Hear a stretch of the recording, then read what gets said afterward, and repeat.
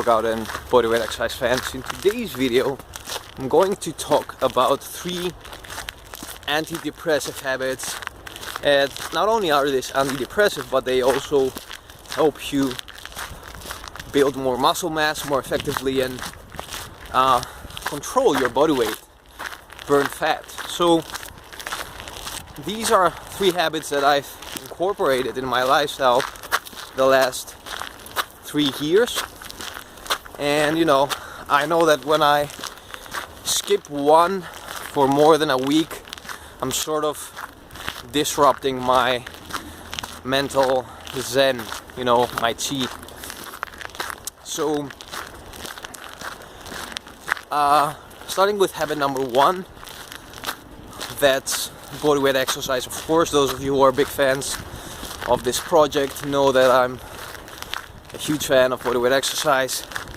I think it's the most important form of strength training because if you can't control your own body weight, if you can't basically lift your own self against gravity, you don't really have true strength, and if you can do a 1-arm pull-up or a 1-arm push-up, you're a lot stronger than people who might be benching like 1,000 pounds or whatever, cause in the end what matters is how much control you have over your own body, how much you can master your own self in life. So bodyweight exercise, it's even shown in studies that it increases longevity, the ability to pick yourself off the floor without using any extra objects is a pretty good factor that determines how long you're going to live, as shown in some studies. So with all the other benefits of strength training, like increased bone density,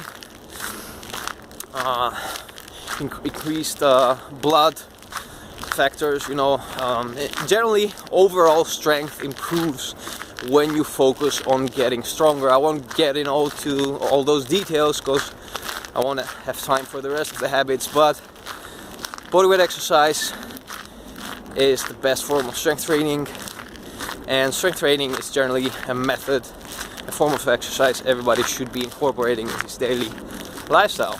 So moving on to habit number 2, that is meditation, which for me, meditation is exercise for your mind. Meditation is the bodyweight exercise, the mental version of bodyweight exercise for your mind. It's something that basically got me out of my depression. I spent 5 years really depressed in a really dark mental hole, and meditation is what got me out of that hole. Meditation is what built the basis, that mental basis that kept me grounded to add all the other healthy habits I added. So if you've made any New Year resolutions for adding new healthy habits in your lifestyle, I would say start with meditation. So meditation, it used to be that we Westerners didn't take it that seriously, but now we see in a lot of modern studies how it improves your mood, how it improves even your physical condition, the way your body works. Hypertension, for example, has been shown in some studies that can drop when you meditate more.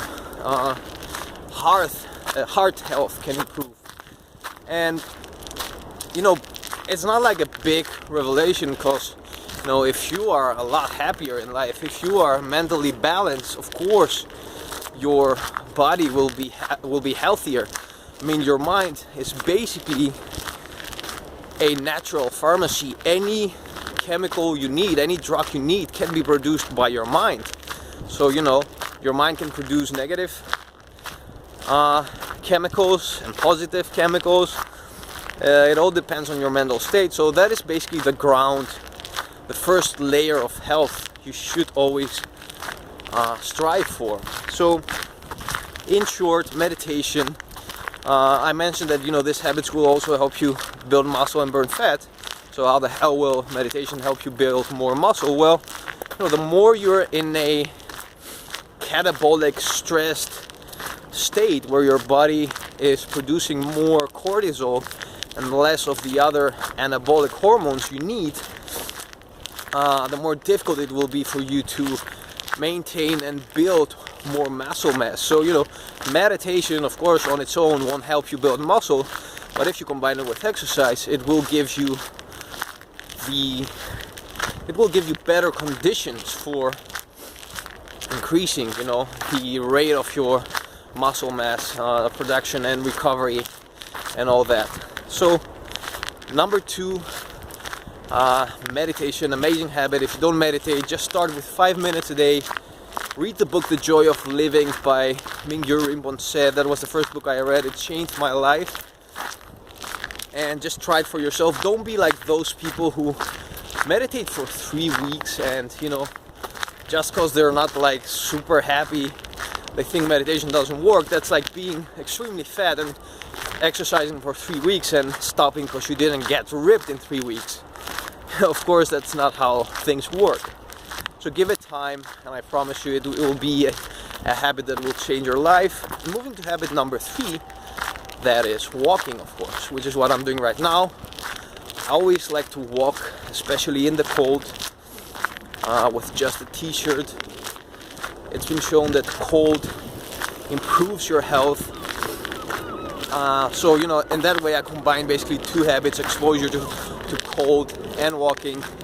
I just cover like my extremities, like head. I wear some gloves, and it's 3 degrees now. I don't know how much that's in Fahrenheit. I don't know your system.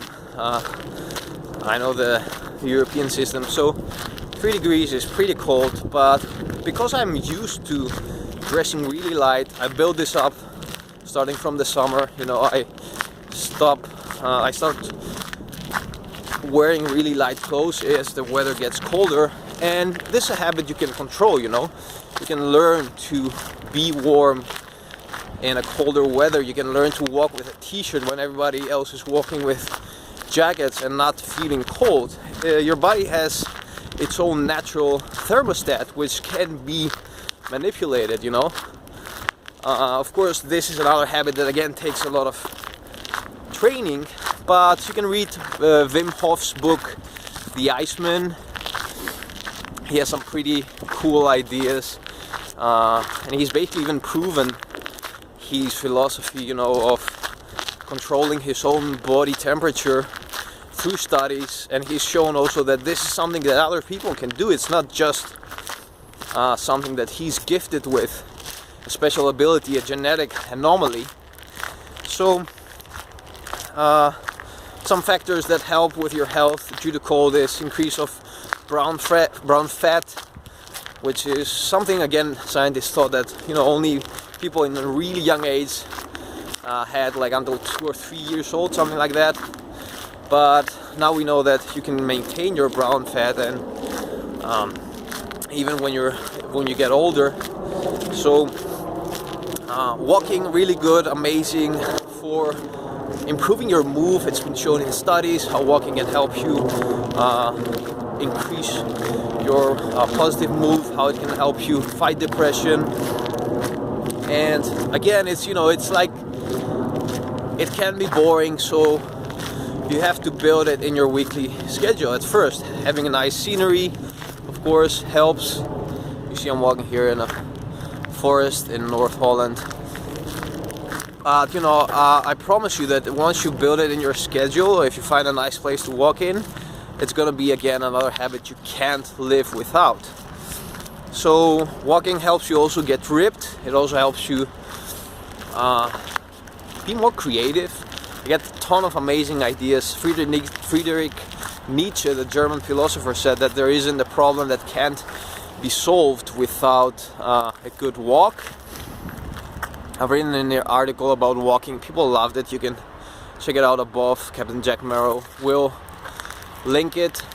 And think that was all I wanted to talk about today. This is probably a pretty long ass video, but I hope it's interesting. I hope you like it. That was all. I'll be releasing my new ebook, How to Carve a Gymnast's Ripped Back with Pull-Ups, in a few days. I don't know, maybe tomorrow, maybe in 2 days. So stay posted for that, and until next time, keep on training.